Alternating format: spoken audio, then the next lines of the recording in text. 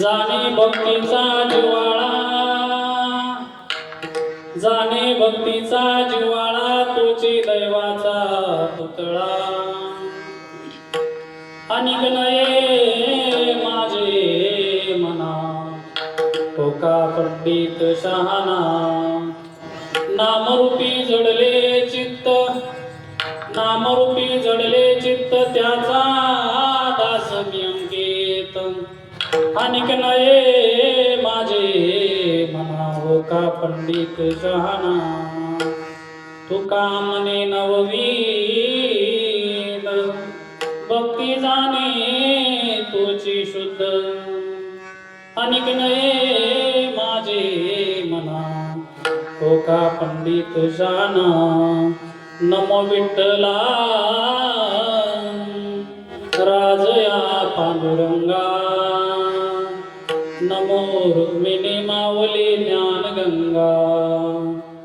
नमो पुंडलिका, नमो चंद्रभागा. नमस्कार माझा रुक्मिणी पांडुरंगा.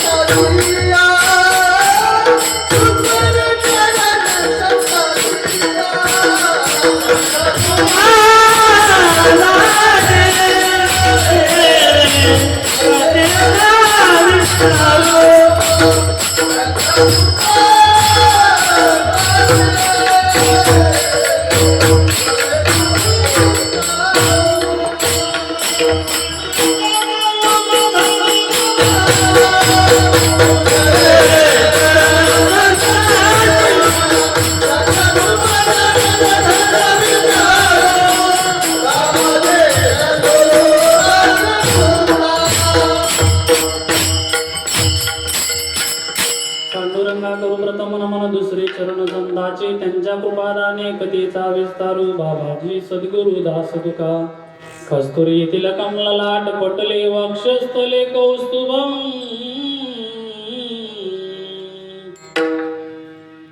नासाग्रे भ्रमोतिकं करतले वेणुकरे कंकणं सर्वांगे हरिचंदनं सुलितं कंठे च मुक्तावली गोपश्री परिवेष्टितो विजयते गोपाल चूडामणि असिद गिरिजं शात्कजलं सिन्धुपात्रे सुरतर वर्षाकालिकिनी पत्रमुरवि लिखति यदि गृहीत्वा शारदा सर्वकालं तदपि तव गुणमिशं पारं न याति आये हनुमान विराजिये कथा करुमती अनुसार प्रेम सहित गादी दरिये ओ पवन कुमार ओम नमो ज्ञानेश्वरा करुणाकरा दयाळा तुमचा अनुग्रह लादलो पावन झालो चराचरी शरण शरण जी एकनाथा पायी माता ठेविला नका पाहू गुणदोष झालो दास पायाचा सेवे लागी सेवक झालो तुमच्या लागलो निज चरणा अहो स्वामी तुकया देवा यावरी न करावा वीर अकार चरण युगल उकार उदर विशाल मकार महामंडल मस्तकांकारे मस्तक ये पाया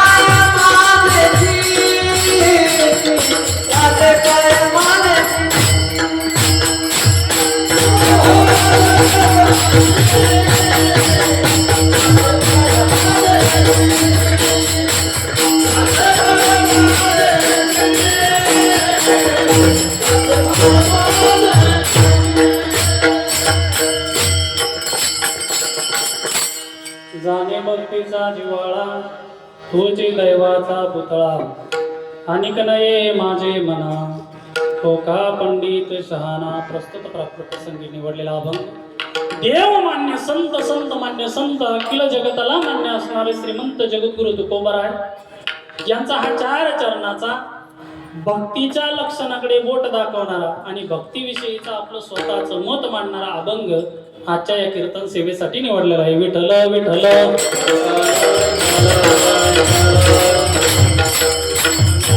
अखिल कोटी ब्रह्मांड नायक चराचरामध्ये वास्तव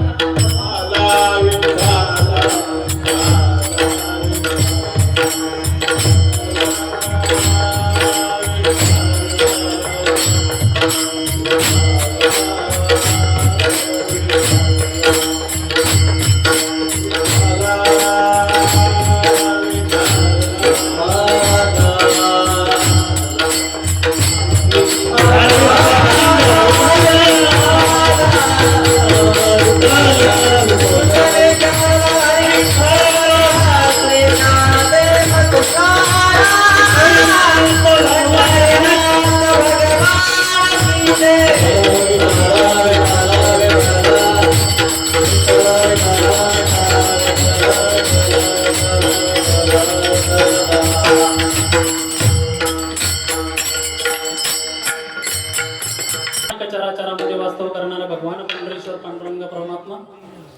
तथा निळकंठेश्वर भगवंताच्या या प्रांगणामध्ये हनुमंतरायाच्या या दरबारामध्ये या ठिकाणी चालत असलेला आपला अखंड हरिनाम सप्ताह वर्ष 23वे आणि या 23व्या वर्षाची दुसऱ्या दिवसाची म्हणजे 2 नंबरची सेवा 2 नंबरच्या आडनावाच्या महाराजकडे आपली समस्त ग्रामस्थ सप्ताह कमिटी आयोजक मंडळी सर्व आजी माजी अध्यक्ष कोषाध्यक्ष उपाध्यक्ष चिटणीस सरचिटणीस सदस्य सर्वांच्या अनुमती या ठिकाणी माझ्याकडे या ठिकाणी सुपूर्द केली आणि मला या ठिकाणी तुमच्या सर्वांच्या दर्शनाचा योग या ठिकाणी मिळाला.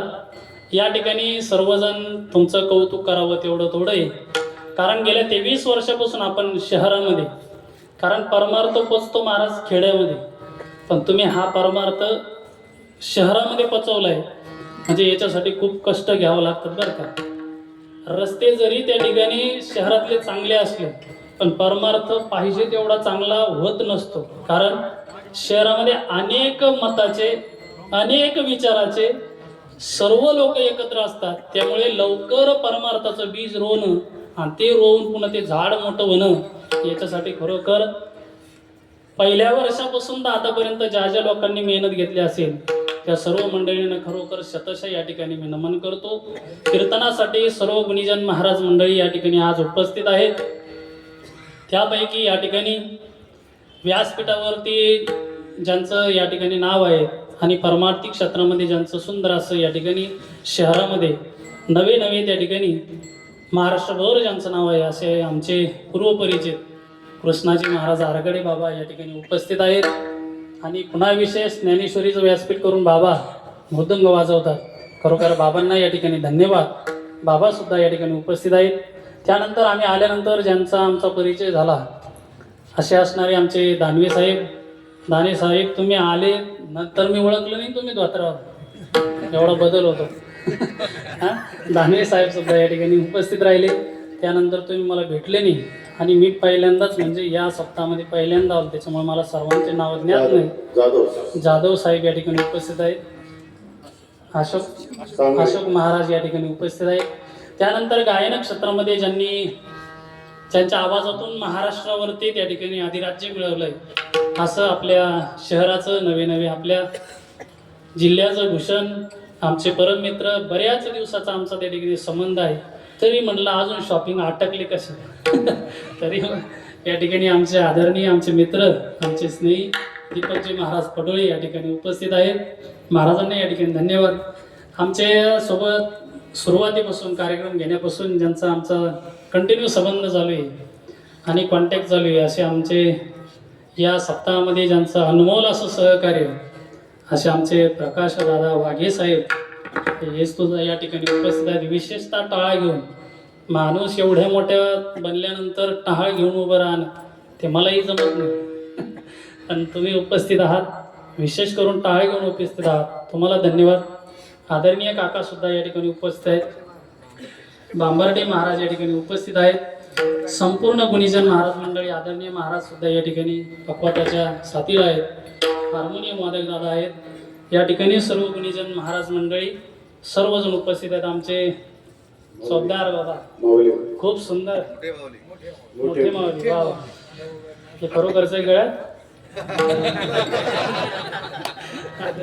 गोड या ठिकाणी सुंदर असं माझ्यासोबत आलेले या ठिकाणी दिव्यनस क्लिनिक भराडेचे डॉक्टर कृष्णा वडगावकर डॉक्टर साहेबसुद्धा माझ्यासोबत या ठिकाणी आले. दिवसभराचं पेशंटचा व्याप घेऊन सुद्धा पण परमार्थाची आवड लागते. आदरणीय वडगावकर साहेबसुद्धा या ठिकाणी उपस्थित आहेत. त्यानंतर आमचे भैया या ठिकाणी तुम्हाला कोण सांगितलं पॉम्पलेट पाहून आलो, कॉल केला भैया सुद्धा या ठिकाणी उपस्थित राहिले. तुम्हाला सुद्धा धन्यवाद. वाघे साहेब प्रश्न पडला तुम्हाला युट्यूबला आहे का नाही वाघे साहेब म्हणले होते या ठिकाणी तुम्ही पण आलात. हा ना जयस्वाल भैया उपस्थित राहिले. तुम्हा सर्वांचे मला नाव सर्वांचे ज्ञात नाही. आमच्या शेजारचे आमच्या शिवाय शेजारचे नवीन आमच्या एकाच हायस्कूलला आम्ही सोबत शिकलेले आणि आपल्या इथं बऱ्याच दिवसापासून एक पारमार्थिक नावलौकिक मिळवलेले आमचे संतोष भाऊ कातार ते सुद्धा या ठिकाणी उपस्थित आहेत. संतोष भाऊंना सुद्धा या ठिकाणी धन्यवाद. त्यानंतर आमच्या ताईसाहेब आमच्या भगिनीसुद्धा या ठिकाणी उपस्थित आहेत. आमचे भाचे या ठिकाणी उपस्थित आहेत. तुम्ही सर्वजण या ठिकाणी ज्ञानमती माता भगिनी कीर्तनासाठी सर्वजण उपस्थित आहात. तुमच्या सर्वांच्या चरणावरती साष्टांग दंडवत प्रणिपात करून सेवेला सुरुवात. विठ्ठल विठ्ठल.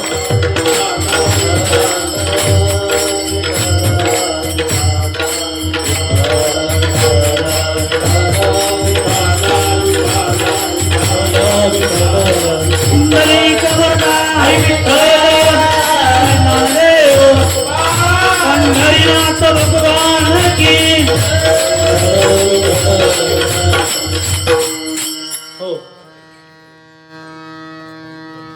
या ठिकाणी हा सप्ताह गोड असा आयोजन नियोजनामध्ये चालू आहे. आमचे चव्हाण साहेब, या ठिकाणी सर्वांना धन्यवाद. आणि कीर्तनाला सुरुवात. आज या अभंगामधून श्रीमंत जगद्गुरु तुकोबाराय या ठिकाणी भक्तीचं लक्षण म्हणजेच भक्ताचं लक्षण प्रतिपादित करत आहे. म्हणजेच नवे आज तुकोबाराय या अभंगामधून त्या ठिकाणी आपलं भक्तीविषयीचं मत मांडतायत. आपल्याला ज्या रस्त्यानं सोपं वाटेल त्या रस्त्यानं आपण जाण्याचा प्रयत्न करू. कारण महाराज जर संतांचा अभंग जर बघितला, संतांचा अभंग म्हणजेच मोठ्या माणसाच्या राजवाडा. कसं म्हणा, मोठ्या माणसाच्या राजवाड्याला अनेक दारं असतात. त्या पद्धतीने संतांचा अभंग तुम्ही कोणत्या अंगाने त्याच्याकडे पाहताय अशा पद्धतीचा अभंग असतो. अनेक रस्ते, अनेक दरवाजे ही मोठ्यांच्या घराला असतात, राजवाड्याला असतात. त्याच पद्धतीने तुकोबारायांचा अभंग जरी तो त्या ठिकाणी एका भावातून आपल्याला दिसत असला तरी अनेक भाव त्यामध्ये निर्माण होतात. ज्या भावातून ज्या रस्त्यानं आपल्याला चांगलं जाईल त्या अर्थानं आपण त्याचा विचार करू. एका अर्थानं तुकोबाराय भक्तीच्या लक्षणात्मक बोट दाखवत आहेत की भक्ती कशाला म्हणतात. एका अर्थानं तुकोबाराय भक्तीविषयीचं आपलं मत मांडतात. मग त्या दोन्ही अनुषंगाने आपल्याला या ठिकाणी अभंगाचा विचार करायचा आहे. आपण जर एकंदरीत विचार करायला गेलो तर त्या ठिकाणी आपल्याला असं दिसून येतं की आपण भगवत कार्यामध्ये, परमार्थामध्ये जीवन जगत असताना या पृथ्वी जलावरती जन्माला आल्यानंतर मरेपर्यंत असला काही समाज असतो की तो समाज परमार्थ करतो, काही समाज परमार्थच करत नाही. एक वर्ग असा आहे परमार्थच करेल, एक वर्ग असा आहे परमार्थच करणार नाही. एक वर्ग असा आहे तो संसार सुद्धा करतो, परमार्थ सुद्धा करतो. एक वर्ग असा आहे फक्त आणि फक्त परमार्थ करतो. अशा अनेक त्या ठिकाणी वर्ग या ठिकाणी समाजामध्ये पडतात. पण भक्ती म्हटलं की आपल्या डोळ्यासमोर आज कालांतरानं त्या ठिकाणी भक्तीचा जो विषय आपल्या डोळ्यासमोर येतोय तो अनेक अंगाने त्या ठिकाणी वेगवेगळ्या अर्थानं आपण त्या ठिकाणी समजून घेतोय. म्हणजेच एकंदरीत जर आपण विचार केला तर त्या ठिकाणी आपण भक्तीचं लक्षण मांडत असताना आपल्याला ते दिसून येतं. आता या ठिकाणी तुकोबाराय काय करतायत तर भक्तीचं लक्षण सांगतायत. म्हणजे एखाद्या वस्तूचा परिचय देण्यासाठी त्या व्यक्तीचं वर्णन करावं लागतं. मग त्या व्यक्तीचं केलेलं वर्णन, मग वर्णन केल्यानंतर जे चित्र डोळ्यासमोर उभं राहतं त्यावेळेस त्या व्यक्तीचा परिचय आपल्याला होतो. म्हणजेच कसा, या ठिकाणी मृदुंगाचार्य म्हटलं की महाराज त्या ठिकाणी डोळ्यासमोर त्यांचं चित्र येऊन जातं. आता गायनाचार्य म्हटलं की डोळे लावल्यावर गायनाचार्य सुंदर असं गायन असं म्हटलं की लगेचच त्या ठिकाणी आपल्याला दानवे साहेब आठवतात, आपल्याला त्या ठिकाणी दीपकजी महाराज आठवतात. म्हणजे गायन जरी स्वतंत्र असलं पण गायन कोणाचा तरी आश्रय घेऊन त्या ठिकाणी जीवन जगत असतं. येतंय लक्षात? माझं बोलण्याचा भाव कळतोय? गायन जरी वेगळा विषय असला तरी पण ते कोणाच्या तरी आश्रित असतं. म्हणजेच मला बोलायचं असं की या ठिकाणी महाराज हा पकवाद आहे, हा कोणाला वाजवता येतो?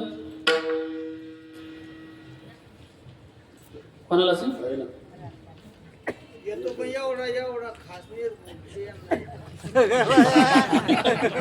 आता आहे का, पकवाद सगळ्यांना वाजवता येतो. येतंय लक्षात?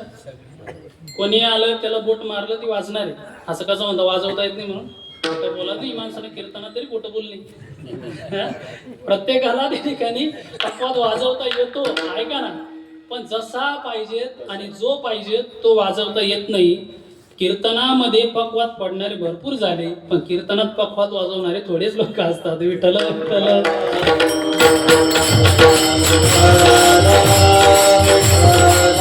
म्हणजे कीर्तनात पकवाद फोडला म्हणजे चांगला वाजवला का? नाही, तो बडवला. काय झालं? बडवला. पण चांगला वाजवणं ज्याच्या आश्रित आहे त्याला मृदंगाचार्य म्हणतात. त्यांचं वर्णन जर करायचं झालं तर मग आपल्या निदर्शनात येतं की या ठिकाणी कृष्णाजी महाराज आरकडे सुंदर गोड पकवात वाजवतात. म्हणजे हे काय झालं की वादन त्यांच्या आश्रित आहे, म्हणून कृष्णा महाराज म्हणलं की ज्ञानेश्वरी व्यासपीठ, कृष्णा महाराज म्हणलं की गोड असं गायन, कृष्णा महाराज म्हणलं की गोड असं वादन. ज्यांच्या आश्रित राहतं त्याला त्या ठिकाणी लक्षणात्मक रूप असं म्हणतात. विठ्ठल विठ्ठल.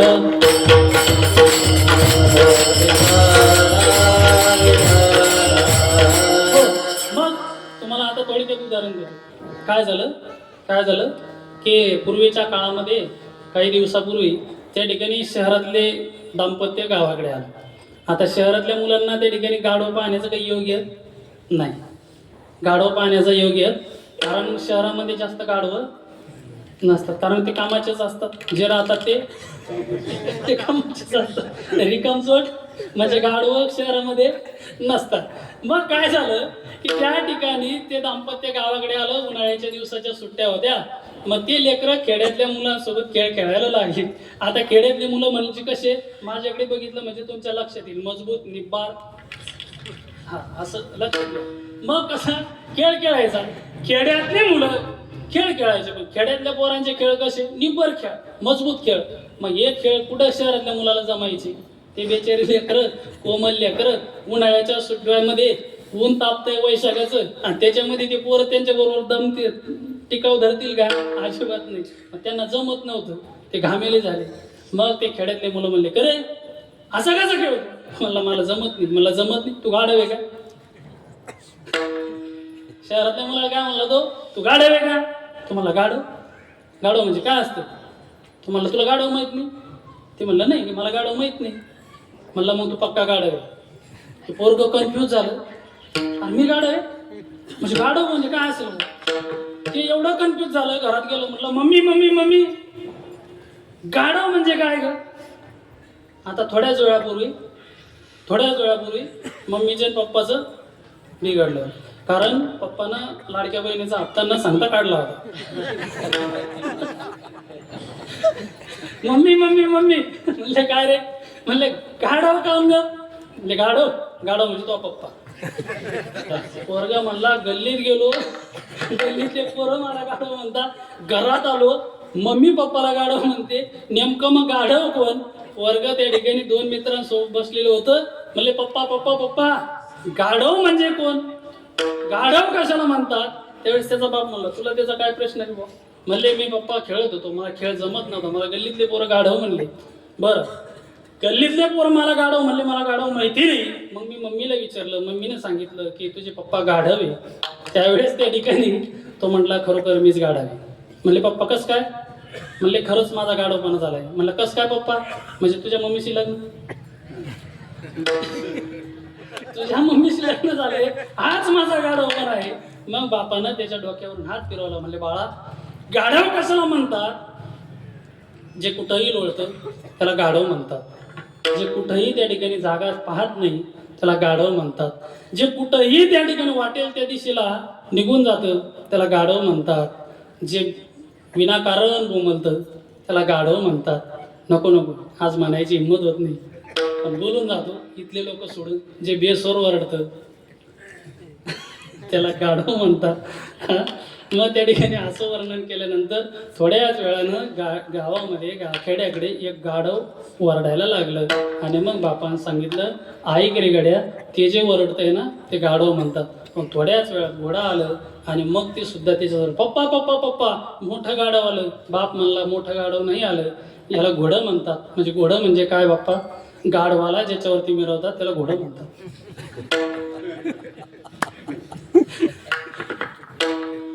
ऐकताना थोडस शहरात जशी रेंज राहते ना तशी 5Gच राहते. हा, 4G कधी कधी काडी धरू देत नाही. ज्याच्यावरती मिरवलं जातं, ज्याच्यावरती घोड्यावरती ज्याला मिरवलं जातं त्याला गाढव म्हणतात. पण घोडं कसं असतं, ते अजिबात खराब ठिकाणी लोळत नाही. जे त्या ठिकाणी हरभऱ्याशिवाय काहीच खात नाही त्याला घोडं म्हणतात. जे शुद्ध राहतं त्याला घोडं म्हणतात. अंगाला कचरा लागू देत नाही त्याला घोडं म्हणतात.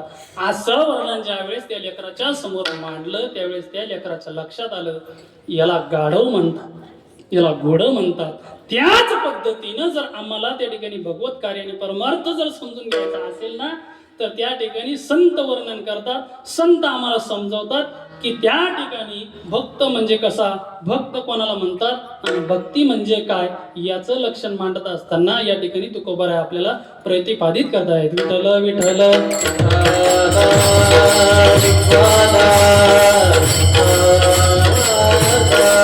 आपल्याला एकंदरीत अगोदर विचार करायचा आहे. मी बोलून गेलो की त्या ठिकाणी काही जे लोक आहे की ते काय करतात की भक्ती जास्त करतात, काही लोक जे भक्ती करतात ती मोजकी करतात. कशी करतात महाराज लोक मोजकी भक्ती? आता मला मागे फेडायला होतं बहिणी, कोणतं की ते एक लोटा जल सभी समस्या का. मला सांगा बहिणीनो, जेवढ्या बहिणीने देवाला भगवान शिवाला नीलकंठेश्वराला पाणी वाहिलं, एखाद्या तरी बहिणीनं असं त्या ठिकाणी देवा मला तुझ्याकडनं काहीच मागायचं नाही, फक्त तुला पाणी द्यायचंय कशापोटी, प्रेमापोटी म्हणून, असं किती बहिणीने देव दिलं बरं? सगळं नाही दिलं महाराज, नाही दिलं. एवढंच नाही महाराज, अहो पाणी लोटाभर आणि मागणं समुद्रभर. म्हणून माझे त्या ठिकाणी संत गोड प्रमाण देतात. भक्ती ज्याची थोडी पूर्ण विषयाची गोडी, पूर्ण विषयाची गोडी, पूर्ण विषयाची गोडी.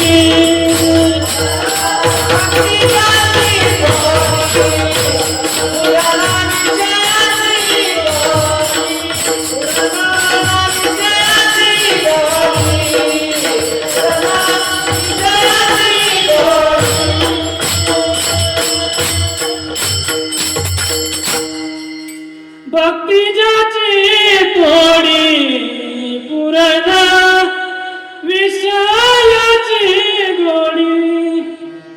भक्ती किती आणि गोडी किती विषयाची, पाहिजे तेवढी, समुद्रा एवढी. मागणी किती मोठी आणि पाणी किती लोटावर. मला सांगा मावल्यानो, मी तुमच्या भावनेच्या विरोधातला माणूस नाही, मी तुमच्या भावनेच्या विरोधात जाणारा माणूस नाही. मी तुम्हाला तुमच्या भावनेला कुठंतरी ठेच पोहोचवतो असं मला अजिबात म्हणायचं नाही. पण ऐका दादांनो, आपण भगवान परमात्म्याकडे जातोय, पण भगवान परमात्म्याकडे गेल्यानंतर कधीतरी जा आणि कधीतरी जाऊन फक्त देवाला म्हणा, देवा फक्त मला तुझं बनायचंय म्हणून तुझी भक्ती करतोय. हे ज्या दिवशी तुम्ही म्हणाल ना, त्या दिवशी देव तुम्हाला न मागता सगळं दिल्याशिवाय राहणार नाही, न मागता तुम्हाला सगळं दिल्याशिवाय राहणार नाही. पण महाराज आपलं झालंच असं आहे, माग माग तर त्या ठिकाणी पशुपतीनाथाचे उपवास केले होते माऊल्यांना, तुम्ही केले होते ना, केले होते महाराज. आपण मला तर सांगून जाईल मी तुम्हाला, कर्मकांड करत असताना कर्मकांड किती करावं. मी तर या मताचा माणूस आहे. भगवान शिवाच्या मंदिरामध्ये जाऊन तुम्ही जर त्या ठिकाणी नको ते देवावरती वाहून आणि भगवान परमात्म्याचं लिंग त्या ठिकाणी ज्योतिर्मयता भगवंताची जर त्या ठिकाणी खराब करत असाल ना, तर मी म्हणेन जी माऊली तुम्ही काहीच नेऊ नका हो, माझ्या भोले बाबाला काहीच नेऊ नका. फक्त माझ्या भोले बाबाच्या त्या ठिकाणी ज्योतिर्लिंगावरती जर घाण असेल ना, तेवढी घाण तुम्ही बाजूला करा. जन पाणी वाहिले, जन फुलं वाहिले, जन पानं वाहिले, जन मध वाहिले, जन भस्म वाहिले, जन तांदूळ वाहिले, जन दही टाकून तसाच मोक्कार घरी निघून गेलाय. त्याच्यापेक्षा तुम्ही जर ती स्वच्छता केली ना, तर नक्कीच माझे नीलकंठेश्वर भगवान तुमच्यावरती जास्त कृपा करेल. भक्ती कशाला म्हणता महाराज? भक्ती त्या ठिकाणी जरी दिसत असलो ना, भक्ती जरी आपण दिसत असलो, करत जरी असलो, तरी ती भक्तीच ठरला असं सांगता येत नाही. कर्मकांड करत असताना कधीतरी आपण पावित्र्याचा सुद्धा विचार केला पाहिजे. आणि मंदिराचा शब्द असतोय म म्हणजे मांगल्य, दी म्हणजे दिव्यता आणि र म्हणजे रम्यता. या तिन्ही गोष्टी ज्या ठिकाणी नांदतात ना, त्याला मंदिर म्हणतात. ज्या ठिकाणी गेल्यानंतर फक्त देवावरती दही आहे, देवाच्या पायावरती साखर, देवाजवळ त्या ठिकाणी अगरबत्ती लावून दिली, एवढी अगरबत्ती की देवाला श्वास घ्या. आता कलियुगाचं देवाचं जीवन कसं आहे महाराज, यथा भावे तथा देवे. आता मला सांगा, आपण पारायणाला बसलो ना, आपल्या पुढे अशा गल्लाच भर अगरबत्त्या आणून एखाद्यानं कोंबल्या आणि मग म्हणलं महाराज तुमच्याविषयी मला लई मोठा आदर आहे आणि तुम्ही पारायण करू राहिले, एवढ्या अगरबत्त्याचं धुपट चालू आहे, तुमच्या तोंडात सहन होईल का? मग आपल्याला सहन होत नाही, मग आपण माणूस आहे, सहन आपल्याला होत नाही, मग आपल्या देवाला होईन का? आपल्या देवाला होईन का? म्हणून महाराज सांगतात, अज्ञानाची भक्ती इच्छिती संपत्ती आणि तयाची ये चित्ती बोधकैचा. महाराज म्हणतात, अज्ञानातून केलेल्या भक्तीला कुठलाही अर्थ उरत नाही, अज्ञानातून केलेला परमार्थ त्याला कुठलाही विषय उरत नाही. मग महाराज एक वर्ग असा असतो, भक्ती तर करतो, परमार्थ तर करतो, पण कशासाठी करतो म्हणाल तर तो फक्त त्या ठिकाणी समाजाला दाखवण्यासाठी. दंबे करू भक्ती सोंगराव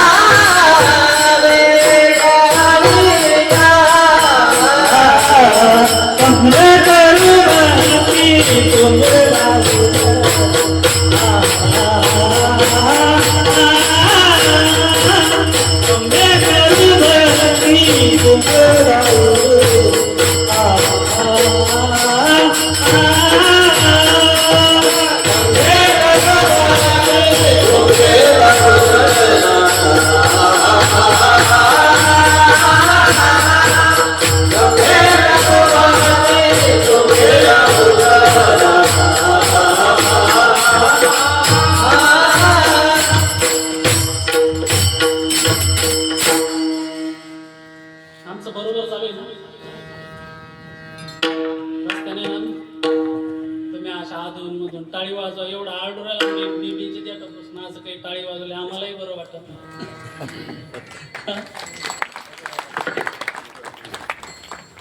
महाराज तुमची टाळी तुमच्या चेहऱ्यावरचं हास्य आम्हाला एक ताकद देऊन जाते आम्ही बरोबर चाललो. तुम्ही काहीच जर केलं नाही ना असं वाटतं आम्ही कशाला आलो असं. तुम्ही रिस्पॉन्स जसं द्याल त्या पद्धतीने बोल असो.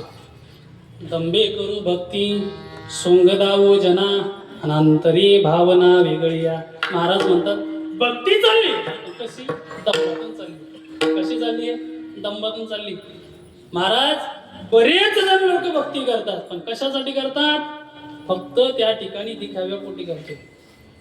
दिखाव्यापोटी करतोय आपण. परमार्थ जो चाललाय महाराज आज आपण तेच आहे ना आपलं तेच चाललंय. मला यदा कदाचित वाटतंय जर आपला परमार्थ जर देवाला आवडला असता तर देवानं संकेत दिला असता. आपली भक्ती जर देवाला आवडली असती तर देवानं नक्कीच त्या ठिकाणी आपल्याला स्वप्नामध्ये दृष्टांत दिला असता. आपली भक्ती जर भगवान परमात्म्याला आवडली असती ना तर मंदिरात गेल्यानंतर आपल्या अंगावरती रोमांच उभे राहिले असते डोळे भरून आले असते. ज्याच्या ज्याच्या जीवनामध्ये डोळे भरून येतात देवाजवळ गेल्यानंतर ज्याच्या ज्याच्या मंदिरामध्ये गेल्यानंतर त्या ठिकाणी हृदय भरून येतं असं समजावं तुमचा आणि देवाचा संबंध चांगला आहे. लक्षात घ्या. मग भगवान परमात्म्याकडे गेल्यानंतर आपण दंबेतून भक्ती करायची नाही दिखावा करायचा नाही. हा तर मग कशी भक्ती पाहिजेत महाराज तर भक्ती अशी पाहिजे ज्या पद्धतीनं त्या ठिकाणी शंकराचार्य सुभाषितामध्ये सांगून जातात. शंकराचार्य सांगून जातात कपोलनीज बीज सततर्यम स्कांदोत्पलम सुचिका.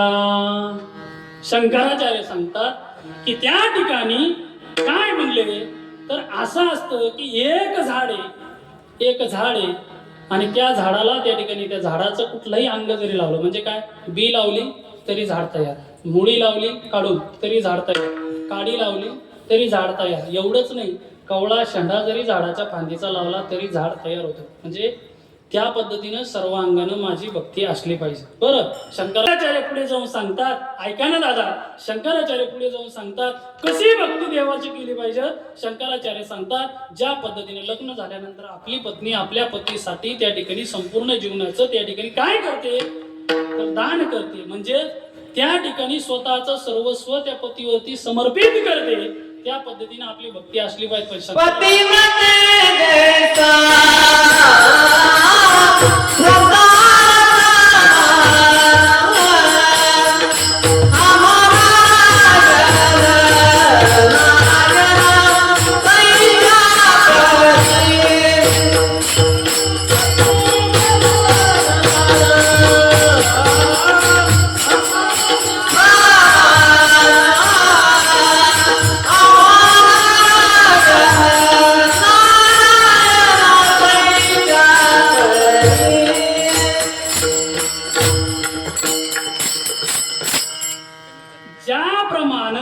ज्याप्रमाणे पत्नीला पती सर्वस्व असतो, त्या पद्धतीनं आम्हाला आमचा नारायण सर्वस्व आहे. म्हणजे त्या पद्धतीनं, ज्या पद्धतीनं स्त्री पतीसाठी जीवन समर्पित करते, त्या पद्धतीनं आमचं सर्वस्व जीवन कोणासाठी समर्पित झालं, तर ते भगवान परमात्म्यासाठी समर्पित झालं. ऐका ना माय बापो, पत्नी ज्या पद्धतीने राहते, पण शंकराचार्यांची लेखणी, शंकराचार्यांची लेखणी, किती महाराज, किती विद्वान, ज्यांनी अनेक आपल्या देशातली मूर्तीपूजा संपुष्टात आली होती, त्या शंकराचार्यांनी नव्याने पुन्हा मूर्तीपूजा उभी केली. असे तो हिमालय, ज्यांना आपण 4 धाम म्हणतो ना, त्या 4 धामाची स्थापना श्रीमदाद्य शंकराचार्यांनी केलेली. आता ज्या ठिकाणी आपल्याला अजूनही चढाई कठीण जाते कृष्णाजी महाराज, की त्या बद्रीनाथाला त्या ठिकाणी आपला श्वास कोंडतो. विचार करा त्या काळामध्ये त्या केदारनाथाची, त्या बद्रीनाथाची, इकडे जगन्नाथाची, इकडे द्वारकेची, इकडे रामेश्वराची त्या मूर्त्याची स्थापना करून 4 दिशेला 4 दैवत त्या ठिकाणी शंकराचार्य उभे करतात. महाराज, असं म्हटलं जातं की त्या काळामध्ये मूर्तीपूजा संपुष्टात आली होती, पण असे तू हिमालय, असं भगवत कार्य त्या ठिकाणी शंकराचार्यांनी केलं की मूर्तीपूजा पुन्हा आपल्या भारत देशामध्ये उभी केली. एवढं शंकराचार्यांचं कार्य महान. ते शंकराचार्य सांगतात, काय सांगतात शंकराचार्य? शंकराचार्य पुढे जाऊन लेखणी सांगते. शंकराचार्य म्हणतात, जी पत्नीची उपमा मी भक्तीला दिली ती सुद्धा कमी पडते. शंकराचार्य कस काय कमी पडतात? शंकराचार्य सांगतात, ज्या वेळेस स्त्री रजस्वाला असताना पतीपासून 4 दिवस बाजूला राहते. शंकराचार्य त्या पुढे जाऊन सांगतात, ज्यावेळेस स्त्री त्या ठिकाणी दिवाळी सणाच्या निमित्तानं माहेराला जाते, त्यावेळेस ती पतीच्या सेवेपासून बाजूला जाते. मग त्यावेळेस शंकराचार्य सांगतात, याच्या पुढची भक्ती कशी आहे? ज्या पद्धतीने एखादी काठी उभी केल्यानंतर खाली टाकली, ज्या पद्धतीने सर्व अंगाने ती काठी खाली पडते, त्या पद्धतीने आमची भक्ती असली पाहिजे. पण तरी शंकराचार्य म्हणतात, नाही, एखाद्या वेळेस ती काठी जर वाकडी असेल ना, तर ती सुद्धा सर्वांगाने त्या ठिकाणी जमिनीला स्पर्श करणार नाही. हा सुद्धा दृष्टांत कमी पडतोय. मग शंकराचार्य सांगतात, एखादी लता, एखादी वेली, एखाद्या झाडाचा आश्रय घेऊन परिपूर्ण त्या झाडाला ज्या पद्धतीने आकर्षून घेते, त्या पद्धतीने माझी भक्ती असली पाहिजे. पण शंकराचार्य सांगतात, ते झाड जर येडा असलं, ते झाड जर लवकर कानं झालं, त्याला जर उभं राहता येत नसलं, 5 वाजेच्या नंतर जर त्याला सरळ चालता येत नसलं, त्या वेलीचा त्या झाडाशी काय चांगला संबंध? मग शंकराचार्य सांगतात की तो सुद्धा दृष्टांत कमी पडतो. मग शंकराचार्य सांगतात, ज्या पद्धतीनं गंगा, ज्या पद्धतीनं नदी कुठून उगमापासून तर समुद्राला जाईपर्यंत ज्या पद्धतीनं तिचा प्रवास थांबत नाही, त्या पद्धतीने जन्माला आल्यापासून मरेपर्यंत जो भगवत कार्य करतो, तोच खऱ्या अर्थानं भक्ती करतो. विठ्ठल विठ्ठल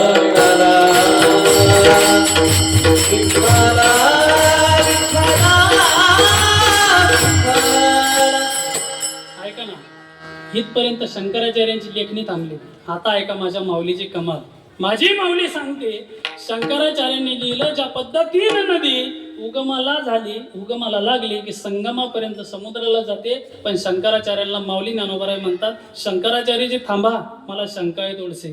काय ज्ञानोबराय, काय शंका आहे तुम्हाला? माझ्या ज्ञानोबरायांनी शंकराचार्यांना विचारावं, तुम्ही लेखणीमध्ये जरी सांगितलंय, पण तुमच्याकडे 12 मही वाहणाऱ्या नद्या आहे का? बऱ्याच नद्या 8च दिवस चालत्या, बंद पडून जात, बंद पडून जात्या ना. बऱ्याच नद्या 8च दिवस चालत्या, बंद पडून जात्या. या सप्त्यात माळ काढली, पुढे सप्त्यात मोकळ्या होत्या. चुकलं का? या सप्त्यात माळ टाकली, पुढच्या सप्त्यात काढून टाकतात.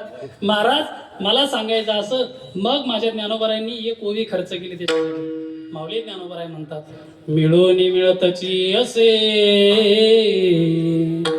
समुद्री गंगा जळजैसे,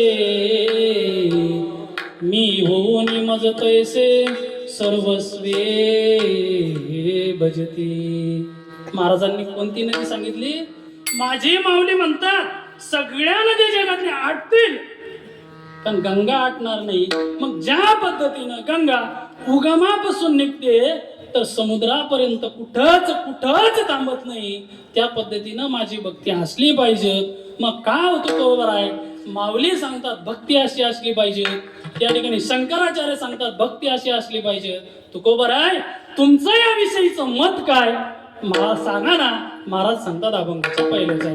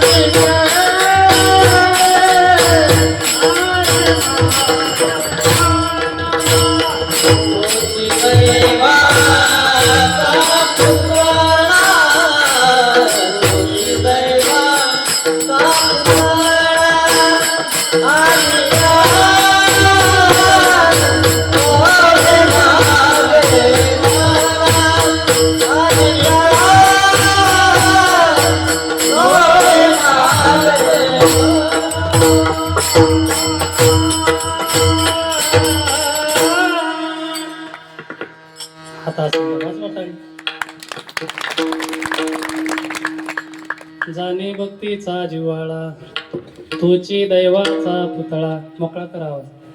महाराज म्हणतात, महाराजांनी सांगितलं माझ्या दृष्टिकोनातून, म्हणजे माझ्या मतानुसार अशी भक्ती. कसली भक्ती आहे? जो भक्ती जाणतो ती भक्ती, जो भक्ती जाणतो ती खरी भक्ती. कसं महाराज? समाजामध्ये काही वर्ग पडतात, जाणून जाणता, नेणून नेणता आणि जाणून नेणता. काय? जाणून जाणता, जाणून नेणता आणि नेणून नेणता. म्हणजे एक वर्ग असा आहे तो भक्ती जाणतोय आणि भक्त करतोय. एक वर्ग असा आहे भक्ती जाणतो पण नेणत नाही, माहिती आहे पण करता येत नाही. एक वर्ग असा आहे तो नेणून नेणताय, त्याला भक्ती कळतही नाही, तो करतही नाही. बरोबर? एक मावशी रस्त्याने चालली निळकंठेश्वर महादेवाच्या मंदिराजवळच्या सप्त्याला, आणि रस्त्यानं चालत असताना एका मावशीच्या पायाला त्या ठिकाणी काहीतरी टणकन वाजलं. मावशीनं मोबाईल, तो छोटा मोबाईल, त्याची बॅटरी चमकावून पाहिलं. एक नाणं होतं, उचललं. कशाचं असेल? ते नाणं पिवळं होतं. तुम्ही बोला ना माय, कशाचा असेल? सोन्याचा असेल. बर, थोडं पुढे गेली मावशी, 2-5 पावलं, पुन्हा एक टणकन वाजलं, पुन्हा बघितलं, कशाचं होतं? सोन्याचं. थोडी पुढे गेली, पुन्हा टणकन वाजलं, पुन्हा मावशीनं बघितलं, पुन्हा खाली वाकली, मावशीनं उचललं, मावशीला 10-5 नाणी सापडली. कशाचे होते? एवढा भाव वाढल्यावरही तुम्हाला सोन्याचेच वाटते कधी? पार पेटलंय ते. तुमची लाडक्या बहिणीचा फायदा सोनं घ्यायला झालाच नाही. महाराज कीर्तनाला गेलो होतो कन्नडकडे. मी म्हटलं मावशी, त्यावेळेस 7,000 सोनं होतं. खरं आहे की नाही? लाडकी बहीण चालू झाली त्यावेळेस सोनं किती हजार होतं? 7,000 होतं. म्हणजे काही दिवाळीचे आणि काही नवऱ्याकडचे चालता बोलता 100 जरी काढून तरी ग्रामभर सोनं येत होतं. आता लाडकी बहीण येऊ नये, नवऱ्याचे पॉकेटातले काढूनही ग्रामभर सोनं येणं एवढं अवघड काम झालंय.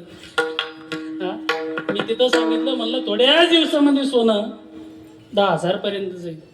महाराज एका जणात कोणाला मग त्यानं चांगलं तर म्हणलं नाही, महाराज तुमची बोललेली वाणी खरी झाली. ते म्हणे, महाराज तुमची काय तोंड काळ आहे हो. म्हणले काय झालं रे? म्हणले तुम्ही म्हणलं कीर्तना थोड्या दिवसात सोनं 10,000 होणारे, महाराज 13,000 झालं. ऐका ना दादा. मग त्या मावशीला ते सगळी नाणी सापडली, पण सगळी नाणी पिवळी जरी असली तरी पण त्या ठिकाणी म्हातारी हुशार होती. म्हातारीला वाटलं सगळी नाणी जरी पिवळी असली पण तरी सगळी नाणी सोन्याचीच का? मग तिने ती सगळी नाणी घेतली आणि चांभाराच्या दुकानात गेली.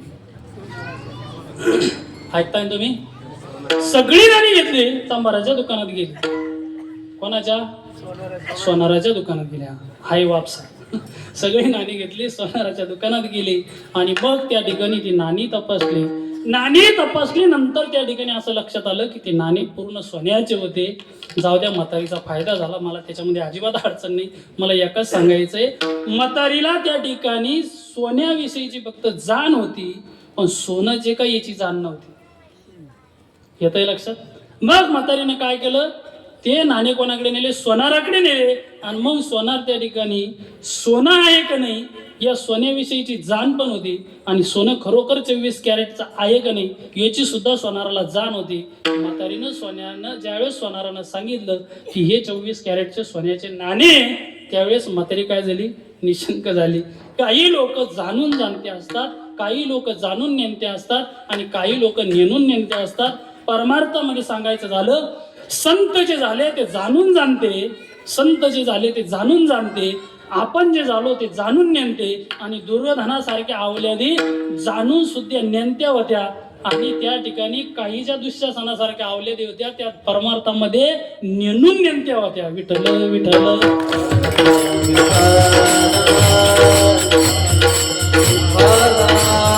म्हणून त्या ठिकाणी म्हणतात महाराज की जो भक्ती जाणतो तो कोण आहे? त्या ठिकाणी भक्त आहे. पण कोणती भक्ती? जाणे भक्तीचा जिव्हाळा. मग महाराज सांगा, भक्ती कशी पाहिजे? 7 दिवस सप्ताह आला की 7 दिवस सप्ताह आला की मोकळं कुदायची, सप्ताह बंद झाला की घर जाऊन अशी भक्ती का? नाही महाराज, जिव्हाळ्याची भक्ती पाहिजे. मला सांगा, एका जणानं 15 पुरुष विहीर खोदली, एका जणानं 15 पुरुष विहीर खोदली आणि 15 पुरुष विहीर खोदून तिला पाणी कमी लागलं, पण खोदली किती? 15 पुरुष. एका जणानं 5 पुरुष विहीर खोदली, पण 5 पुरुष विहीर वैशाखाच्या महिन्यामध्ये 2 तास चालत होती. मग 15 पुरुष मोठी का नाही? 5 पुरुष काऊन मोठी? की तिला काय? तिला जिव्हाळा आहे. बरोबर? तिला जिव्हाळ्याचं पाणी. जी 15 पुरुष आहे तिला वरचा पडला तर येत, वरचा पडला तर येत. आपले माग जगन्नाथ अण्णा पवार खूप गोड बोलायचे म्हणे. भावा सांगतात, दसरे भावा सांगतात, जगन्नाथ अण्णा पवार खूप गोड बोलायचे म्हणे. मागं दुष्काळ पडला, विहिरीत पाण्याचा पत्ता नाही, पडला तर डोळ्यातलं. विहिरीत पाणी कोणतं?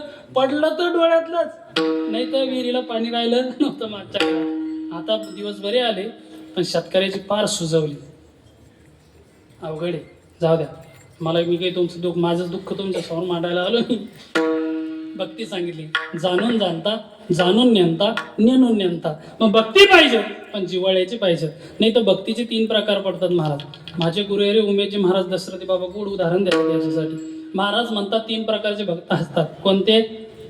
जसे शेतकरी 3 प्रकारचे तसे भक्त 3 प्रकारचे असतात. बाबा गोड सांगतात. बाबा म्हणतात एक सातबाऱ्यावरचा शेतकरी, एक बांधावरचा शेतकरी आणि एक खानदानी शेतकरी. आहे का आता? त्याच पद्धतीने परमार्थात 3 प्रकारचे पारमार्थिक लोक असतात. कसा? एक बांधावरचा पारमार्थिक, एक सातबाऱ्यावरचा पारमार्थिक आणि एक खानदानी पारमार्थिक. ऐकायला लक्ष देते कसा? पारमार्थिक शेतकरी कसा? बांधावरचा, सातबाऱ्यावरचा शेतकरी. फक्त सातबाऱ्याला नाव आहे, शेतात काय पेरलं तर कसं येतं हे त्याला अजिबात माहिती नाही. तसंच काही काही लोकांचं फक्त नाव आहे परमार्थाच्या यादीमध्ये, पण परमार्थाचा त्यांना अजिबात लवलेश नाही. तसं त्या ठिकाणी एक शेतकरी कोणता? बांधावर बसून काम करणारा शेतकरी. महाराज एका शेतकऱ्याने त्या ठिकाणी मैंदार सालदार ज्याला म्हणतो ना आपण, तो ठेवलेला होता. मग त्या ठिकाणी पाऊस पडत होता. त्या ठिकाणी मैंदाराला म्हणला, करे मैंदार, अरे तू शेतात गेला नाही? म्हणले मालक कशासाठी? अरे म्हणलं पाणी देण्यासाठी. म्हणले मालक पाणी देण्यासाठी गेलो असतो, मोटर चालू करायला गेलो असतो, पण वरून पाऊस चालू होता. तो म्हणलं तुला अक्कल बिक्कल आहे का नाही गई? अरे छत्री घ्यायची पाणी द्यायला आणि उसाला पाणी द्यायला जायचं. तुम्ही जागी का झोपले? पाऊस चालू होता म्हणून त्याला मैंदाराला पाणी द्यायला जाता येत नव्हतं. आणि हा म्हणतो की छत्री घ्यायची आणि पाणी द्यायला जायचं. म्हणजे हे कसं झालं? कीर्तनात बसलेला असताना, कीर्तन चालू असताना नामजप करण्यासारखं. म्हणजे चालू पावसाळ्यात ठिबक चालू करण्यासारख्या गोष्टी आहे. तसे बांधावरचे शेतकरी आणि खानदानी जे शेतकरी असतात ना, त्यांना बरोबर माहिती आहे कोणत्या नक्षत्रात कोणतं पीक पेरल्यानंतर, कोणता रोग आल्यानंतर, कोणती फवारणी केल्यानंतर पीक चांगलं येतं. त्या पद्धतीने या ठिकाणी आमच्या संतांना असं काही माहिती परमार्थाविषयीचं की त्या ठिकाणी कसल्या प्रकारचा परमार्थ केला आणि कसा परमार्थ केला हे केल्यानंतर ज्यांच्या लक्षात येतं त्याला संत म्हणतात. विठ्ठल विठ्ठल.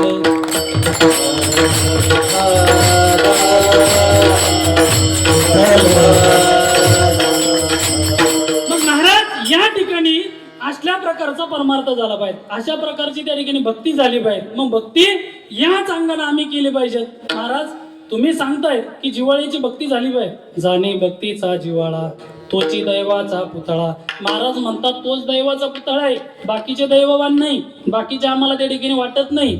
महाराज त्या ठिकाणी सुंदर प्रमाण देतात. काय? भाग्य तरी नव्हे धनपुत्र, भाग्य तरी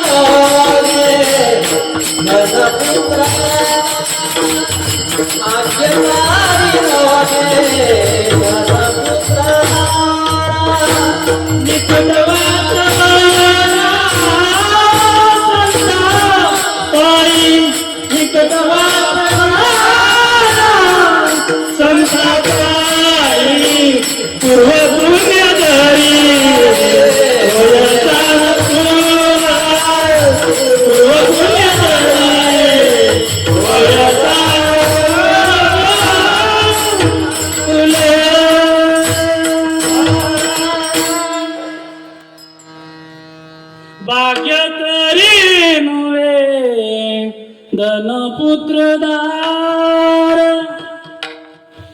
भाग्य तरी नव्हे धनपुत्रधारा. महाराज म्हणतात चांगली बायको भेटणं म्हणजे भाग्य नाही, चांगला पोरग भेटणं म्हणजे भाग्य नाही, आणि चांगली संपत्ती मिळणं म्हणजे भाग्य नाही.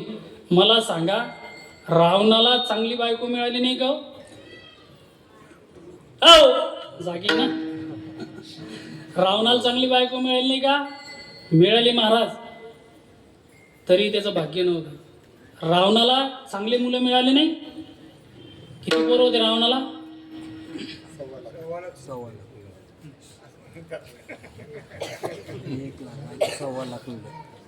1.25 लाख नातू होते.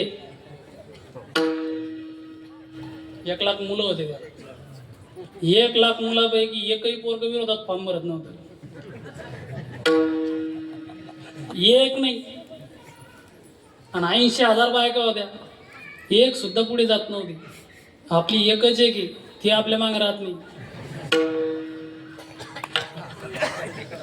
एवढे भाग्य पण आहे आपण. आपण जर आता खरी परिस्थिती सांगू का? खरी परिस्थिती सांगू का?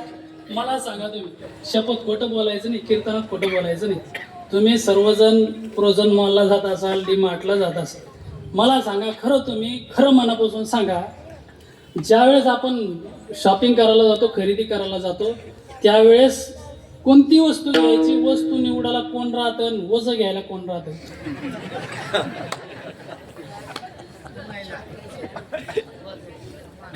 वजं उचलायला माणसं. आता आमच्या ग्रामीण भागातल्या जर महिलेला का शहराकडे यायचं असलं ना, 2 लेकरं राहतात सरासरीचाच अंदाज काढू ना. मग त्या ठिकाणी 2 लेकरं असले, मग 2 लेकरं आणि 1 बॅग, किती झाले? 3 झाले. मला सांगा, गाडीमध्ये जागा पकडायला फक्त गाडीमध्ये जागा पकडायची त्या माणसाला नाही. एक पोरग कड्यावर, एका हातामध्ये बॅग, आणि त्या माऊलीजवळ पोरग कोणतं राहतं जे तिचं बोट धरून चालतं ते, याच्यामध्ये बॅग बी पोरग बी, पुन्हा जाऊन जागा धरायची. आता याच्या पुढचं इमानदारीने सांगा तुम्ही, जागा धरल्यानंतर जर गाडीत जागा एकच असली, गाडीत बसतो कोण? खरं बोला ओ पुरुष मंडळी, कोण बसत? तुमची हिंमत होय ना का? त्याच्यात तुमचा दोष नाही. आम्ही एवढे डेअरिंग नका म्हणून बोलतो, आमची कोणाची जिथे कीर्तनात नाही म्हणून आम्ही घरी थोडे एवढं जोरात बोलतो. एक दिवस आमच्या घरच्याला म्हणलं, महाराज मंडळी येईल, चहा देव. म्हणले साखर नाही. मला मग शेजारी ना, म्हणले शेजारी गेली नाही. म्हणलं मग जाऊ दे, बाहेर जातो. काय करता? तिला म्हणू शकलो नाही मी दुकानात जा म्हणून, नाही तर नाही बुवा. आणि त्याचं काय भाऊ, नाही म्हणलेत नाही म्हणायचं, चालायचं पुढे आपल्या रस्त्याला. आपल्याला असं मी सांगत होतो. काय सांगत होतो?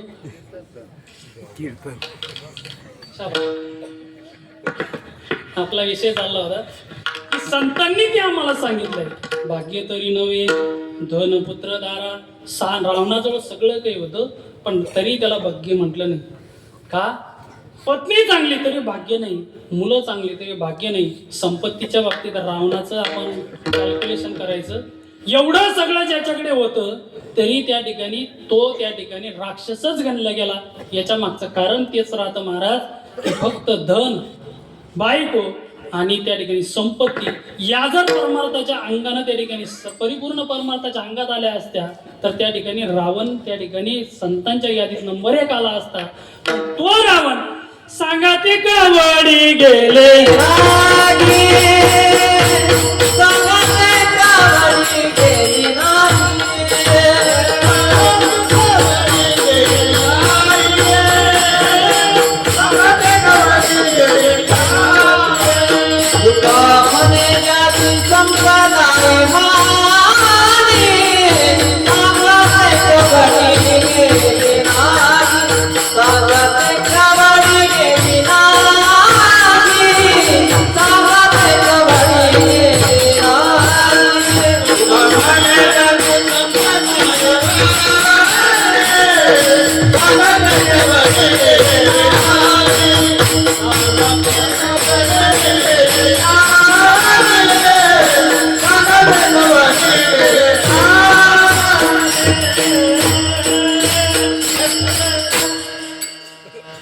एवढी संपत्ती कुठे गेली?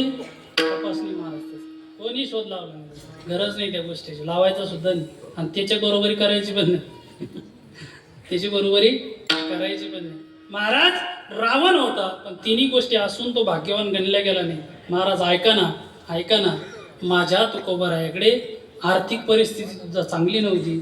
माझ्या तुकोबारायांची पत्नी पारमार्थिक क्षेत्रात साजेशी होती, पण परिस्थिती नाजूक असल्यामुळे तो चिडचिडपणा माझ्या जिजाऊमा साहेबांच्या जीवनात होता.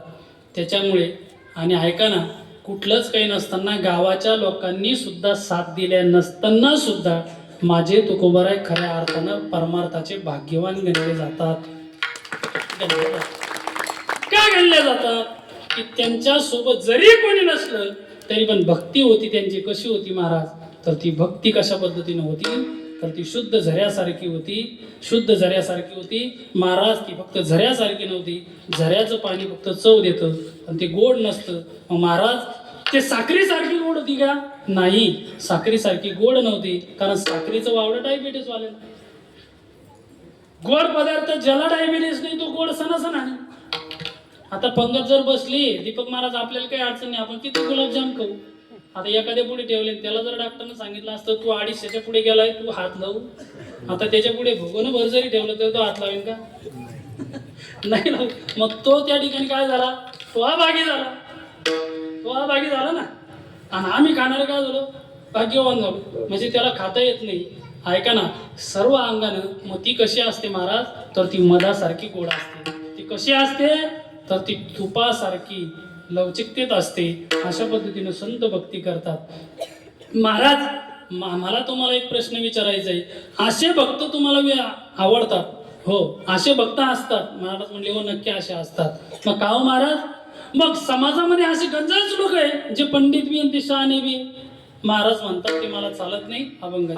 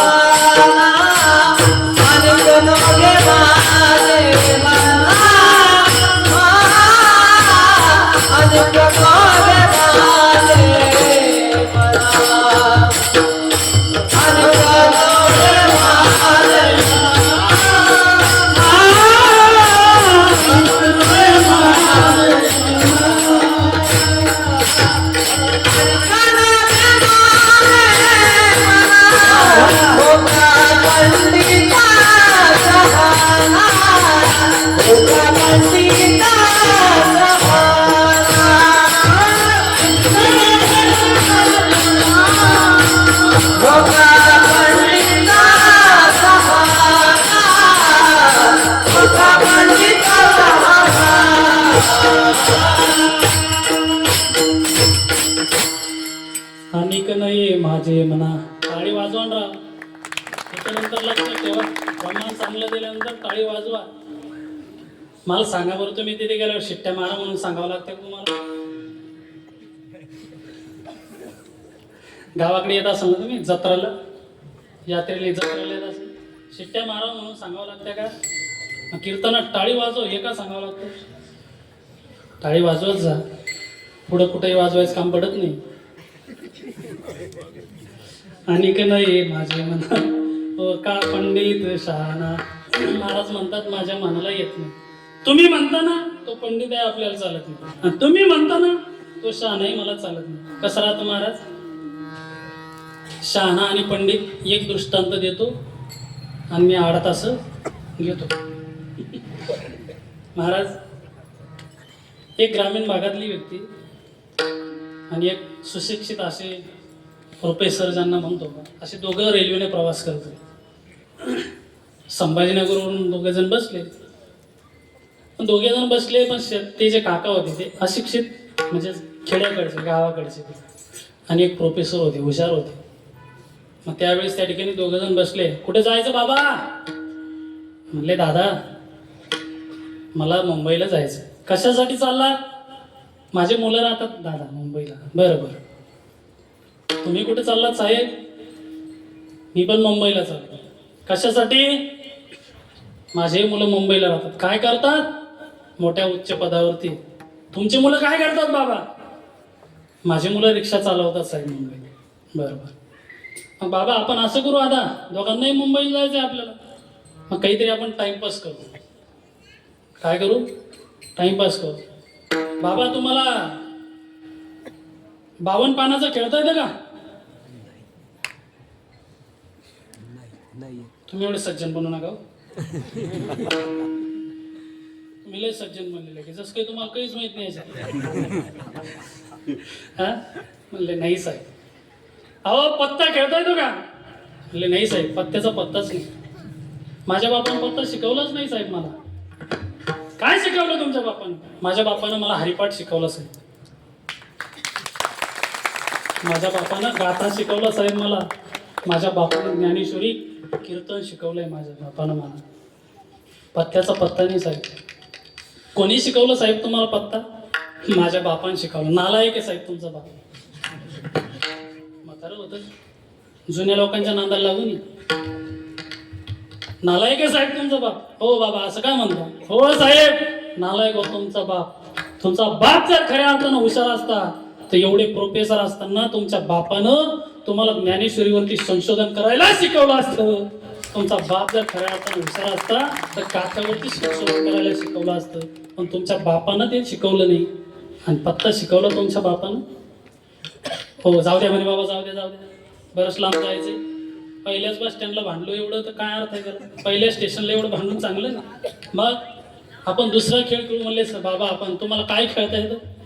म्हणजे मला काही खेळता येत नाही. म्हणजे तुम्हाला गाण्याच्या भेंड्या किंवा प्रश्नाच्या भेंड्या खेळता येते का? मंजुषा खेळता येते का? हो साहेब खेळता येते. म्हणले मग बाबा आपण असं करू, प्रश्न मंजुषा खेळू. बरं साहेब कशी खेळायची सांगा तुम्ही. म्हणले बाबा मी तुम्हाला एक प्रश्न विचारेन, त्याचं उत्तर जर तुम्ही दिलं तर मी प्रश्नाचं उत्तर तुम्हाला आलं तर मी तुम्हाला 500 देणार. जर तुम्हाला उत्तर आलं नाही, ते उत्तर जर मला आलं तर तुम्ही मला 100 द्यायचे. साहेबाला काय वाटलं, म्हाताऱ्याला 50-50 100-100 करून पार तिथपर्यंत जाईपर्यंत मोकळं करून टाकू आपण. पण म्हातारं गावरान बाजरीच्या भाकरी खाल्लेलं होतं. मग साहेब मी अशिक्षित आहे. मी पहिला प्रश्न तुम्हाला विचारेन. विचारा बाबा विचारा. म्हातारं बहादर होतं. म्हातारं म्हणलं साहेब माझा पहिला प्रश्न तुम्हाला असा, सर्र टप्प्या म्हणजे काय? काय सर्र टप्प्या म्हणजे काय? प्रोफेसर होते, प्रोफेसर गरबडे सर्र टप्प्या म्हणजे शब्द काय असेल? आता प्रश्न ते विचारला ना म्हाताऱ्याने. प्रश्न असल्याशिवाय विचारला बी नसेल ना. पण आज्ञेने असो आपण एखाद्याला नसेल माहिती सर्र टप्प्या म्हणजे काय. म्हणले बाबा मला तर काही जमाना. म्हणले नाही साहेब चांगला विचार करा. साहेबांना विचार असा केला, घरी बायकोला फोन लावला. अगं मी काय म्हणतो तुला, ती माझी त्या कपाटामध्ये मराठीची डिक्शनरी ठेवली ना, त्याच्यामध्ये सर्र टप्प्या शब्द बघ बरं आहे का? बायको हुशार होती. बायको म्हणले सर टप्प्या आहे ना तू ठेव फोन.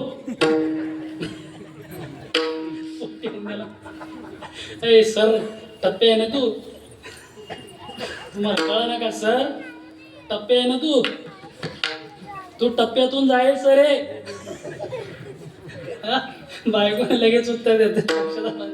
मग तो म्हणला साहेब बाबा हे काय चुकलंय. म्हणले मला काही येत नाही. मला काही येत नाही. हे घे म्हणलं साहेब तुमचे. बाबा हे 500 रुपये घ्या. म्हणले बाबा याचं उत्तर सांगा. म्हणले साहेब याचं उत्तर आपल्यालाही येत नाही. हे घ्या 50 रुपये. म्हातारा किती म्हणा बेतायला 4.5. आता हा जो पंडित होता, हा जो प्रोफेसर होता का, हा म्हणजे पंडित. हो, हा जो प्रोफेसर होता हा म्हणजे तुकोबारायांच्या भाषेमध्ये कोण, हा पंडित. आणि म्हातारा जो होता का तो शहाणा. पण तुकोबारायांना एकच पंडित आवडला आणि एकच शहाणा आवडा. तुकोबाराय म्हणतात पंडित तोची भला नित्य भजे जो विठ्ठल. पंडित तोची भला नित्य भजे विठ्ठला.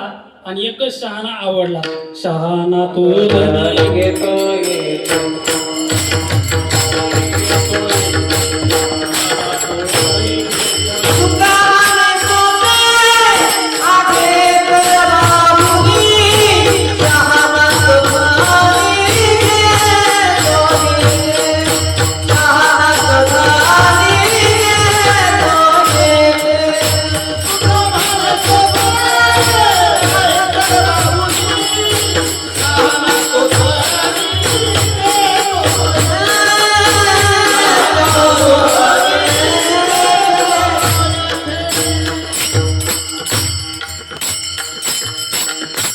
तुका म्हणे सोपे आहे सर्वावनी.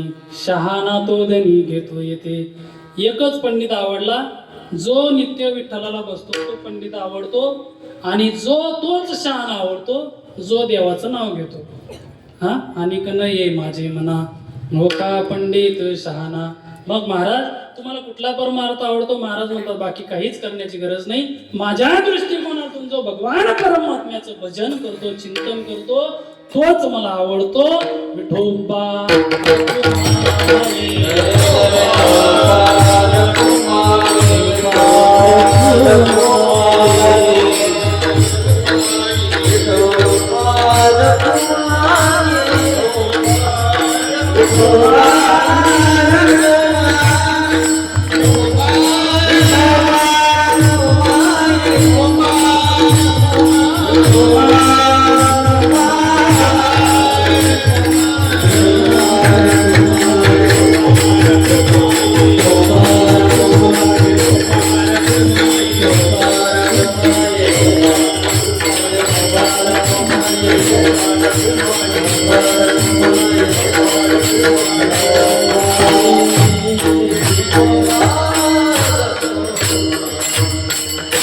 जाणी भक्तीचा जीव वाळतोची दैवाचा पुतळा. आणि कने माझ्या मनावर कपडे देवाना नामरूपी चालली चित्त त्याचा आणि कने माझ्या मनावर कपडे जातो का म्हणे नवद भक्ती जाणी तो चित्त. आणि कने माझ्या मनावर कपडे शाना ठळक बातम्या संपल्या. माझी वेळही संपली.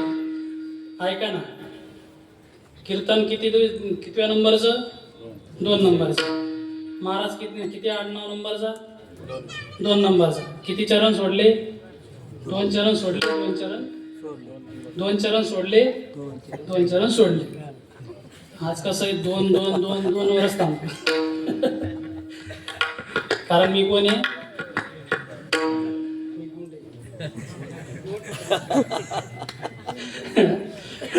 सर महाराज या ठिकाणी प्रत्येकानं जीवन जगत असताना भारतभूमीमध्ये जन्माला आल्यानंतर त्या ठिकाणी देव देश धर्म याच्यावरती आपण प्रेम केलं पाहिजे.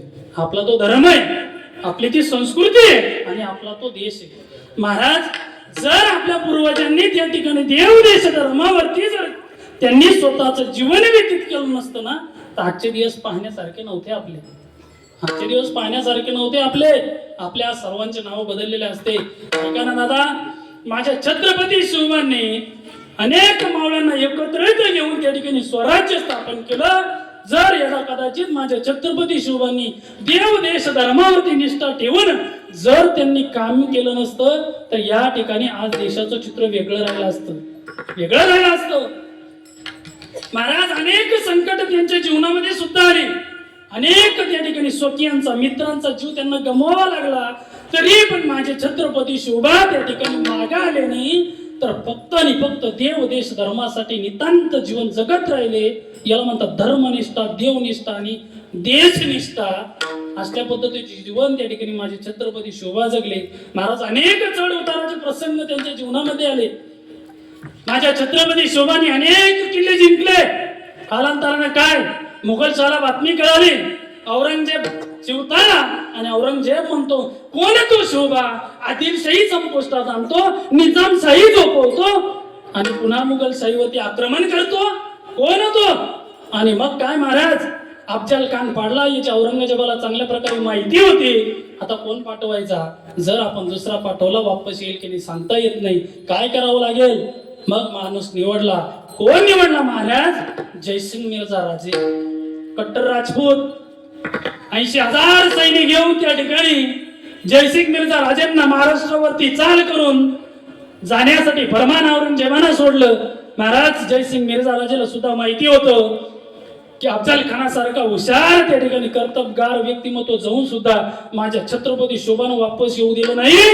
आणि जर मी गफलतीत गेलो तर छत्रपती शोभा यदा कदाचित मला सुद्धा संपवल्याशिवाय मागे येणार नाही. काय केलंय? नवचंडीचा याग केला, नवचंडीला मागणी केली, अय माते अगं तू यश दे. पण यश कशाचं होतं महाराज? स्वराज्य उभं करण्याचं नव्हतं, तर स्वराज्य डुबवण्याचं होतं. जयसिंग मिर्झा राजे नवचंडीचा याग करून त्या ठिकाणी पुरंदरवरती चालून आले.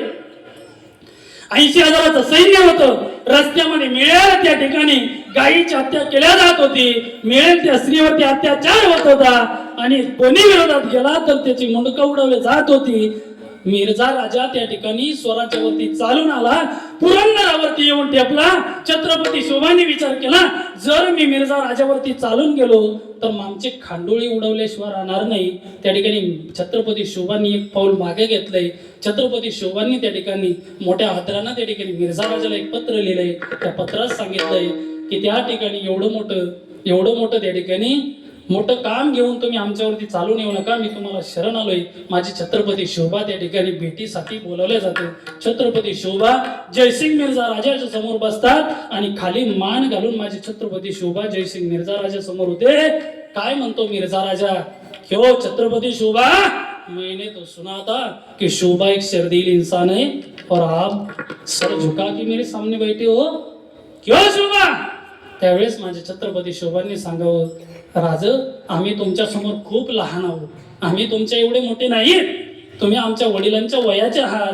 पण ऐका ना ते राज, ऐका ना, या स्वराज्यासाठी आम्ही काय केलंय, या स्वराज्यासाठी आम्ही किती रक्त सांडलंय, या स्वराज्यासाठी आम्ही किती आमच्या अंगावरती जखमा मिळवून घेतले हे सांगता येणार नाही. तेवढ्यामध्ये बातमी आली महाराज, बातमी आली होती. कुठून आली बातमी? पुरंदरावरून बातमी आली होती महाराज. कशाची होती बातमी? त्या ठिकाणी छत्रपती शोभाच्या कानात सांगितली. माझ्या राजाचे डोळे भरून आले, राजा रडायला लागल्यानंतर त्या ठिकाणी म्हणतोय, क्यों शोभा आप तो शेरदिल इंसान है, तो भी आप काय हो की बाती रो रे हो. आणि त्यावेळेस रडायला लागल्यानंतर महाराज ऐका ना माझे छत्रपती शोभा सांगतात, राजा साहब क्या बताऊं मैं आपको, मेरा एक आदमी मेरे दिल का कलेजा है और जब मैं उसको त्या ठिकाणी मी ज्यावेळेस त्यांना दूर केलेलं बघतो ना त्यावेळेस माझ्या ज्यांना सहन होत नाही. काय झालं शोभा? आणि मग त्या ठिकाणी सांगतात सेवकाला, सेवक सांगा माझे मुरारबाजी कसे कामी आले. त्यावेळेस सांगायला लागतो सेवक, राजा मुरारबाजी सैन्य चालून आलं, दिलेर खान चालून आला, स्वराज्यावरती दिलेर खान चालून आला, दिलेर खान चालत होता, सैन्य कापल्या जात होतं. त्या ठिकाणी मुरारबाजींना माहिती झाली, मुरारबाजीने किल्ल्याचे दरवाजे उघडले, एकामागून एक गाव होऊ लागले, एकामागून एक गाव होत होते, गणिम कापल्या जात होता, एकाचे मुंडके त्या ठिकाणी उडवले जात होते. ऐका महाराज एकाचे मुंडके त्या ठिकाणी चाटल्या जात होते. त्या ठिकाणी दिलेर खान दचकला, दिलेर खान घाबरला आणि दिलेर खानानं त्या ठिकाणी मुरारबाजीला सांगितलं, अय मुरार रुक. मुरारबाजी त्या ठिकाणी काही क्षणासाठी थांबले आणि मग दिलेर खान म्हणतोय, अरे मुरार, अरे तू क्यों मरना चाहता है? अरे का मरतो तू? किल्ला तर आम्ही ताब्यात घेतलाय, का मरतो मुरार? त्यावेळेस त्या ठिकाणी दिलेर खानानं ऑफर दिली. कसली ऑफर होती? अरे दिलेर, आज जर तू आमच्याकडनं आला नाही तर तू आता काही क्षणामध्ये मरणार आहे, तुझा पुरंदर सुद्धा हातातून जाणार आहे. अरे कशासाठी मरायला लढतोय? अरे मुरार, ये तू माझ्या बाजूनं, ये तू मुघलांच्या बाजूनं, तुला मी सरदार की पेश करायला लावतो. आणि मुरारबाजी महाराज धर्म, देश आणि निष्ठा शिकलेला माणूस होता. तोंडामध्ये तुंकी आली आणि दिलेर खानाच्या तोंडावरती तुंकी मुरारबाजीनं तुंकावं, अरे एखाद्यानं तुंकावी आम्ही ती चाटावी अशी आमची मराठ्यांची अवलाद नाही. महाराज चालून गेले मुरारबाजी. तलवार सुरू झाली. एका हातात नाही 2 हातात तलवारी होत्या. एका मागून एक तलवार चालवल्या जायची. एका मागे एक गनिम कापल्या जायचा. एका मागे एक सैन्य कापल्या जायचं. दिलेर खानाच्या जवळजवळ मुरारबाजी तलवार चालत गेले.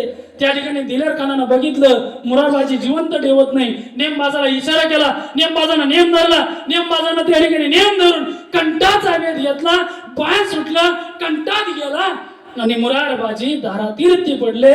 धारातीर्थी पडलेले माझे मुरारबाजी धारातीर्थी पडून सुद्धा हातातली तलवार सुटत नव्हती. महाराज हे देव देश धर्मावरती असलेलं प्रेम होतं. अरे नाही स्वार्थासाठी नाही राजकारणासाठी जीव तळमळतो मराठी अस्मितेसाठी. अरे मी म्हणणाऱ्यांना मातीत लोळवणारी संस्कृती आहे. छातीतही खंजर खुपसणार नाही अशी मराठ्यांची छाती आहे. अशी मराठ्यांची छाती. छत्रपती शिवाजी महाराज की जय. धर्मवीर संभाजी महाराज की जय. गुरुवारी उमेदजी महाराज दशरथी बाबांच्या चरणी माऊली ज्ञानोबराय तुकोबराय यांच्या चरणी समर्पित करतो. भगवान निळकंठेश्वराच्या चरणी समर्पित करतो. या ठिकाणी आपण एवढ्या संख्येने जमलात तुम्हाला सर्वांचे या ठिकाणी लाख लाख धन्यवाद. या ठिकाणी आपल्या सप्ताहाचे या ठिकाणी जी आपली कमिटी आहे या कमिटीमध्ये सर्वजण आमचे अध्यक्ष आमचे गावकरी आमचे शेजारी संतोष भाऊ काता, त्यानंतर उपाध्यक्ष नथाराम थोटे बेंद्रे साहेब, सचिव मनसराम जाधव साहेब, सहसचिव भगवान दादा बीवी रानिवली, रामकृष्ण मुळे, नागोराव सोनने, कार्याध्यक्ष नारायण कतार, गोविंद आंबेकर, सुभाष पात्रीकर, स्वागताध्यक्ष विष्णू पाटील सोळंके, प्रकाश शिंदे, कीर्तन व्यवस्था योगेश माऊली, मेघराज चव्हाण, नंदू पैठण पगारे आणि कार्यक्रमाचे संयोजक आमचे वाघे साहेब आणि पांडुरंग पाटील दानवे महाराज. या ठिकाणी सर्वजण एवढ्या मोठ्या संख्येने उपस्थित राहिला. जर माझ्याकडनं काही चुकला असेल तुमचं लेकरू समजून माझे शब्द तुम्ही मला परत करा. जे चांगलं असेल ते तुमच्या साधू संतांच्या भगवंताच्या कृपा आशीर्वादाचं जे चांगलं आहे ते घ्या, बाकीचं सोडून द्या. या ठिकाणी आपलं चैतन्यमय असं भगवान शिवाचं निळकंठेश्वराचं मंदिर आहे. ज्याच्याकडे देण्यासारखे त्यांनी नक्की भगवान परमात्म्याच्या कार्यासाठी मदत करा. ज्यांच्याकडे कमी असेल त्यांनी हाताची मेहनत शरीराची मेहनत भगवान परमात्म्यासाठी कामाला लावा. ज्यांच्याकडे काहीच नसेल दोन्ही गोष्टी असेल त्यांनी किमान इथं येऊन टेकून तरी 2 तास भगवान परमात्म्याचं काम करा, चिंतन करा. असल्या पद्धतीनं जर आपण या ठिकाणी नक्कीच एवढं मोठं जर नियोजन केलं तुम्हाला सर्वांना या ठिकाणी धन्यवाद. सर्वजण गुणीजन महाराज मंडळी या ठिकाणी उपस्थित राहिले. त्यांच्या मुखातून आपण भागवत कथा ऐकत आहात. श्री हरी वैष्णव महाराज जालनेकर महाराजांच्या श्रीमुखातून आपण या ठिकाणी भागवत कथा श्रवण करत आहात. गोड असं साऊंड सिस्टम तुम्ही पण या ठिकाणी दिलं. आणि या ठिकाणी पुन्हाच अशा अनुषंगानं पुन्हा जर एखाद्या वेळेस योग आला मी पुन्हा येईन.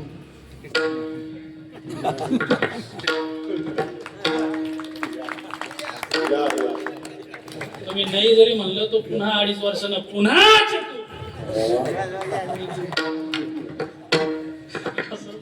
या ठिकाणी सर्वजण तुम्ही उपस्थित राहिला. तुम्हा सर्वांच्या चरणावरती साष्टांग दंडवत करतो. सेवा थांबवतो. ज्ञानेश्वर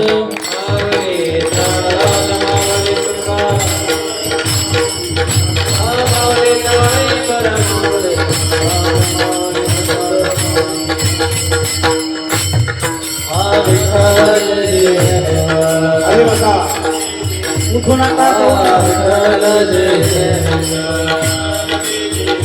Ah,